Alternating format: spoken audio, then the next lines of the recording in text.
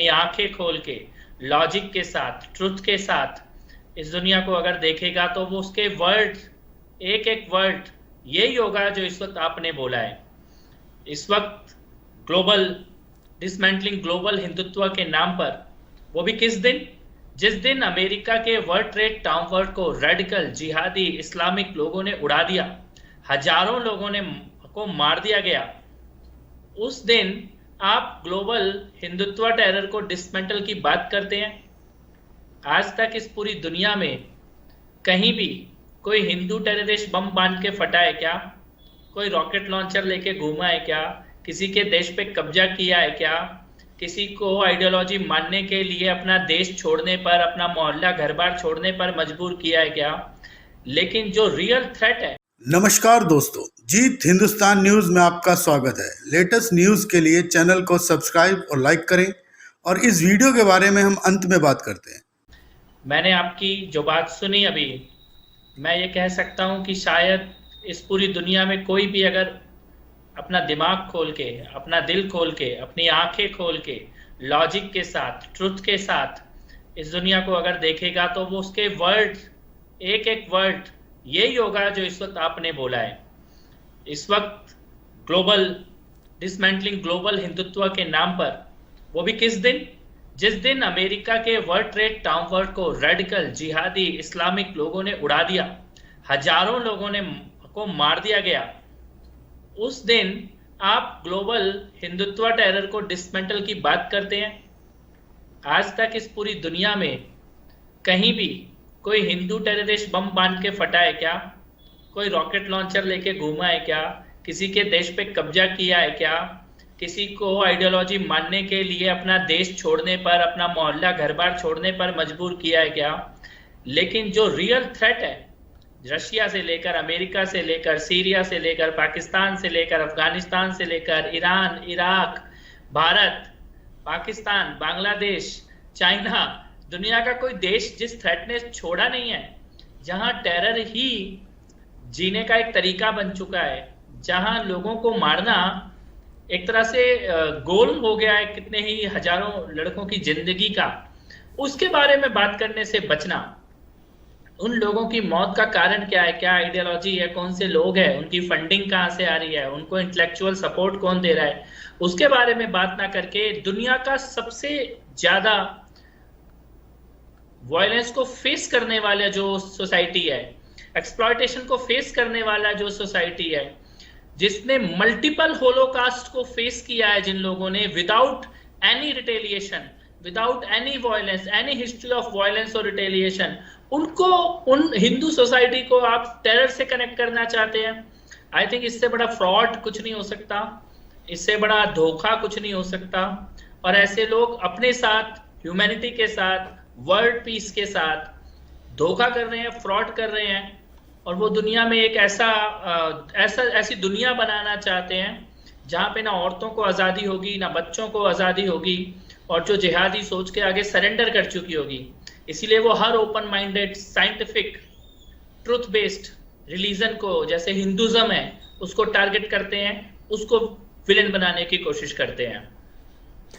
कपिल भाई, क्या वजह है कि हिंदू टारगेट हैं, और ख़ास तौर पर जब से हम देखते हैं कि प्राइम मिनिस्टर नरेंद्र मोदी की पहली सरकार बनी, उसके बाद वेस्टर्न वर्ल्ड में भी हिंदू के साथ सिनोनिमस कर दिया गया एक्सट्रीमिज़म, और फिर यहाँ पे ये शब्द कहे जाते हैं, नहीं नहीं हम तो हिंदुत्व की बात करते हैं, हिंदुइज़्म की बात नहीं करते। ये समझे बगैर कि हिंदुइज़्म और हिंदुत्व एक ही चीज़ है। चलिए, अगर दो डिफरेंट भी हों, मैं पूछता हूं, आज कोई भी वेस्टर्न वर्ल्ड का मीडिया, कोई भी यूनिवर्सिटी, कोई भी थिंक टैंक, इवन पॉलिटिकल इस्लाम का शब्द नहीं बरतता, जो कि एक तरह से एक्सट्रीमिस्ट वर्जन ऑफ इस्लाम है, वो नहीं बरतते, इस्लामिज़म के शब्द नहीं बरतते, मगर बड़ी सहूलत से हिंदुत्व के शब्द बरतते हैं, और बरतने वाले भी बहुत ज़्यादा भारतीय बैकग्राउंड के हैं, भारत में भी और भारत से बाहर भी। तो इसका कारण पॉलिटिकल तो हमें नज़र आता ही आता है, लेकिन इसके अलावा क्या है जो आप देखते हैं? देखिए, एक तो क्योंकि वो रेडिकल इस्लामिक टेरर के बारे में, पॉलिटिकल इस्लाम के बारे में नहीं बोलते, बिकॉज वो रियल टेरर है, उनके बारे में बोलेंगे तो मार दिए जाएंगे, और दुनिया में लोग मारे गए हैं। एक कार्टून बनाने के लिए मार दिए गए, एक आर्टिकल लिखने के लिए मार दिए गए, एक स्पीच देने के लिए मार दिए गए, एक बुर्का आंख से कितना नीचे और कितना ऊपर हो इसके लिए कितनी महिलाएं मार दी गई, म्यूजिक सुनने के लिए लोग मार दिए गए, गाना गाने के लिए लोग मार दिए गए। अभी 3 दिन पहले अफगानिस्तान में इतना ब्यूटीफुल फॉक सिंगर, उसको घर से निकाल के मार दिया गया only because of one ideology. लेकिन उसके बारे में बात नहीं कर सकते कमजोर और कायर लोग।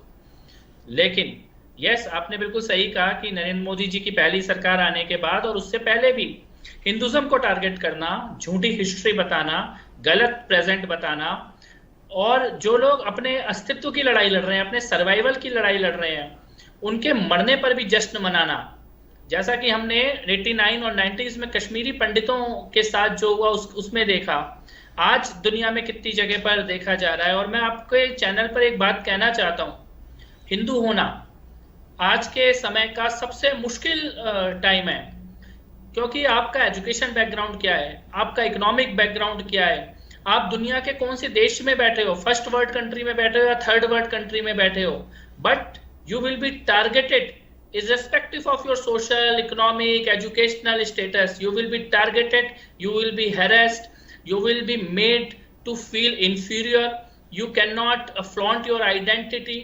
So this is the kind of intellectual terrorism that we are facing as Hindus.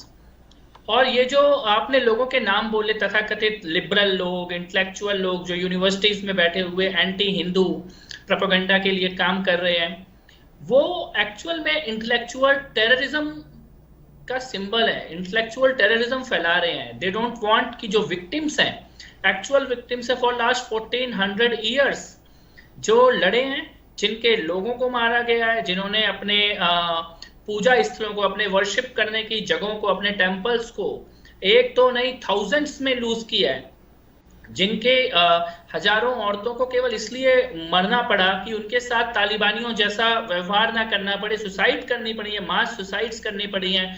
जोहर, जो राजस्थान में हम लोग कहते हैं, जहां पे हर कुछ सालों में आके होलोकास्ट किए गए हैं, पोग्रोम्स किए गए हैं, मास मर्डर्स किए गए हैं, उनको बात ना करके अगर किसी ने गलती से केवल इतना भी बोल दिया कि I have a right for open roads for my kids, for my elders, or I have a right to at least have a temple at the place of birth of my Lord Rama, उनको terrorist बताने लग गए हैं, उनको ही target करने लग गए हैं। इसके पीछे दो तरह के एजेंडे हैं। एक तो 1400 ईयर ओल्ड एजेंडा है गजवाए हिंद का, भारत पे कब्जा करने का, भारत को एक अफगानिस्तान जैसा देश बनाने का या पाकिस्तान जैसा देश बनाने का, और उसमें 50% सफल भी हो गए हैं, क्योंकि भारत के दो बड़े हिस्से बन चुके हैं, उनको 47 में तोड़ के बना लिया गया है।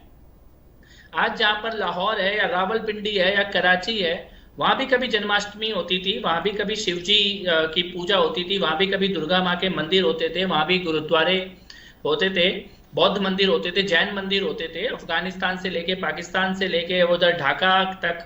लेकिन अभी तो कहीं कुछ नहीं बचा है। 1% पॉपुलेशन हार्डली बची है, और वो भी रोज कितनी बुरी तरह एक्सप्लॉइट की जा रही है, लड़कियां घरों से उठाई जा रही हैं, but they don't want to talk about it, they want to raise finger on the victims. ये हमारे साथ हो रहा है, और मुझे गर्व है ये कहते हुए कि आज सोशल मीडिया की ताकत से, टेक्नोलॉजी की ताकत से हम ट्रुथ को सामने रख के आ पा रहे हैं, हम अपनी बात को एजर्ट कर पा रहे हैं, और आप जैसे लोग जो इस आवाज को, पूरी दुनिया में सत्य की आवाज को उठाने में मदद कर रहे हैं। ये इंटेलेक्चुअल टेररिज्म, हमने रियल टेररिज्म से 1400 ईयर तक लड़ा है और जीता है और सरवाइव किया है। हम इस इंटेलेक्चुअल टेररिज्म से भी लड़ेंगे और जीतेंगे।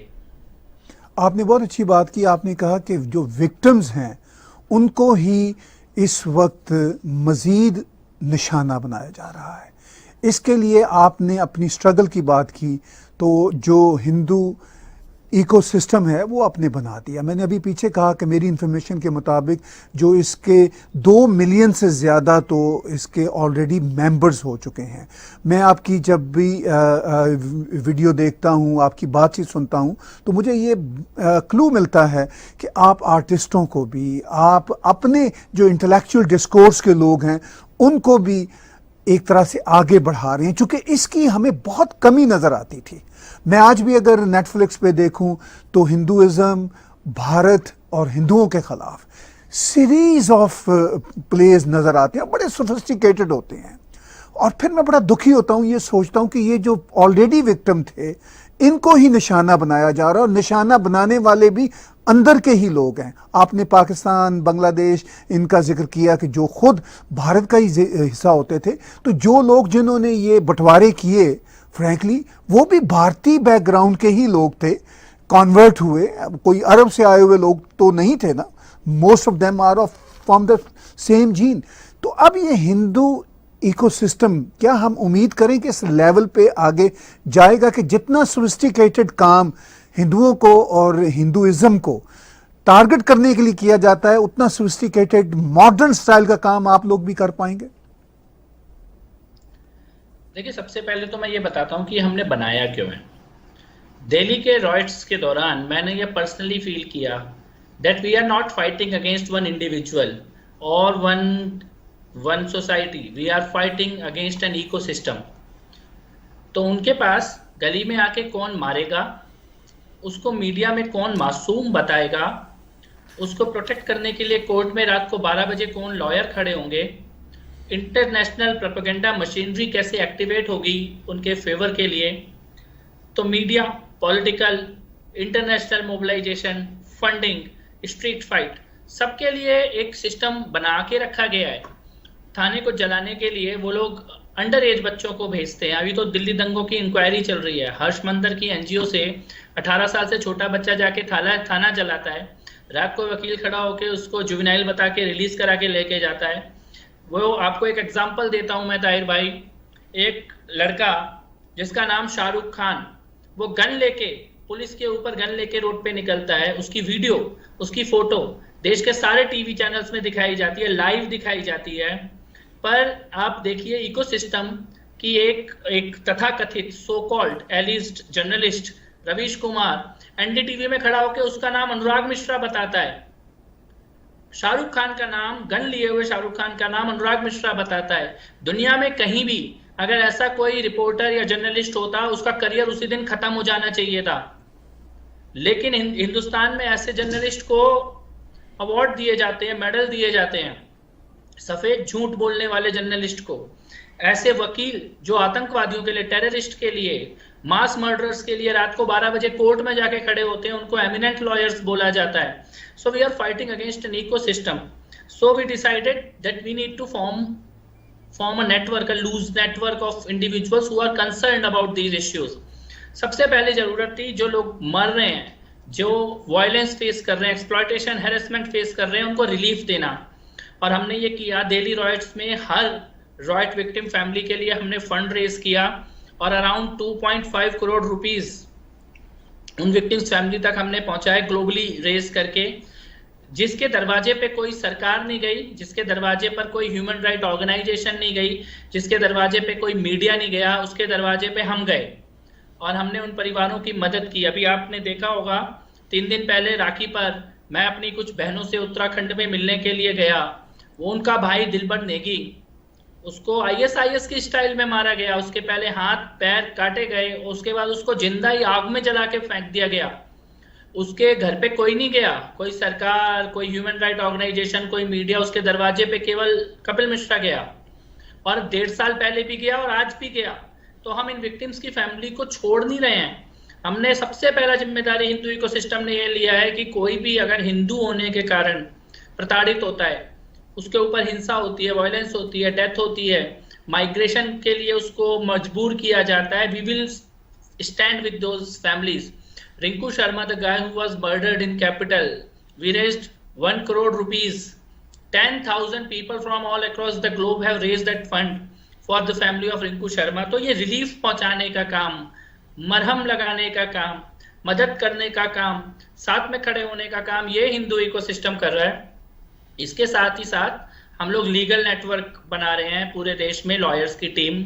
इंडिया के कॉन्स्टिट्यूशन की ताकत का इस्तेमाल अपने राइट्स को प्रोटेक्ट करने के लिए कैसे किया जाए, इसके लिए हम काम कर रहे हैं। सही हिस्ट्री हिंदुओं की, भारत की, वो पढ़ाई जाए। उसके लिए हम इंटेलेक्चुअल्स का नेटवर्क बना रहे हैं, ब्लॉगर्स का नेटवर्क बना रहे हैं, एक बड़ी टीम देश भर में सोशल मीडिया में एक्टिव लोगों की, लॉयर्स की, प्रोफेशनल्स की, इसकी हम लोग बना रहे हैं और ग्लोबल लोगों को हम जोड़ रहे हैं कि एक दूसरे की मदद कीजिए, साथ में खड़े होइए, जो ट्रुथ है, जो सत्य है, जो लॉजिक है, उसको कॉन्स्टिट्यूशनल पावर के साथ दुनिया के सामने रखा जाए। और यस, हमारे पास लगभग 2 मिलियन लोग लूजली हमारे साथ कनेक्टेड हैं, ऑफिशियली कनेक्टेड हैं, और हम इसको पूरी दुनिया में जोड़ने की कोशिश कर रहे हैं। मैं आपके मीडियम का यूज करना चाहता हूँ ये अपील करने के लिए सभी एनआरआई से, ग्लोबल हिंदू डायस्पोरा से, अगर अभी हम एक नहीं हुए तो कल कुछ बचने वाला नहीं है। हम अफगानिस्तान से भाग के पाकिस्तान आ गए, पाकिस्तान से भाग के भारत आ गए, कश्मीर से भाग के दिल्ली के तंबुओं में आ गए, बांग्लादेश से भाग के कोलकाता के तंबुओं में आ गए, तो इधर से भाग के किधर जाएंगे अगर अभी एक नहीं हुए। We need to hold hands, we need to stand together, we need to raise resources together, and we need to, yes you are right, ये बहुत सोफिस्टिकेटेड लड़ाई लड़ रहे हैं हमारे अगेंस्ट, प्रोपेगेंडा की मशीनरी यूज कर रहे हैं, झूठी चीज को सच बताने की, रात को दिन बताने की बेशरम कोशिश की जा रही है टेक्नोलॉजी के माध्यम से, रिसोर्सेज के माध्यम से। And we need to stand up, we need to learn from Jews. अपने ऊपर अटैक करने वाले लोगों को कैसे रोका जाता है, कैसे मजबूत हुआ जाता है, और कैसे अपने सत्य को, अपने ट्रुथ को, अपनी हिस्ट्री को प्राउड के साथ दुनिया को बताया जाता है। Hindus are most influential minority, global minority. We need to behave like one. We need to assert that influence. We need to stand together. इसके लिए हिंदू इकोसिस्टम काम करेगा, दुनिया के हर देश में काम करेगा। It's a long time taking process. It will not happen overnight, but we are aiming for that, and I am sure we will achieve that. नमस्कार दोस्तों, आज जो आपने वीडियो देखी उसके अंदर पाकिस्तानी पत्रकार के जवाब में हिंदुस्तान के बीजेपी के प्रवक्ता कपिल मिश्रा, जो कि एक शानदार प्रवक्ता हैं हिंदुत्व के ऊपर, उन्होंने आज उनको शानदार जवाब दिए। उन्होंने कहा कि किस तरीके से हिंदुस्तान के अंदर ही बहुसंख्यक होते हुए भी हिंदू किस तरीके से अल्पसंख्यक हो गए, और उनके जो अधिकार थे, जो हक थे, वो किस तरीके से छीन लिए गए पिछली गवर्नमेंटों के द्वारा।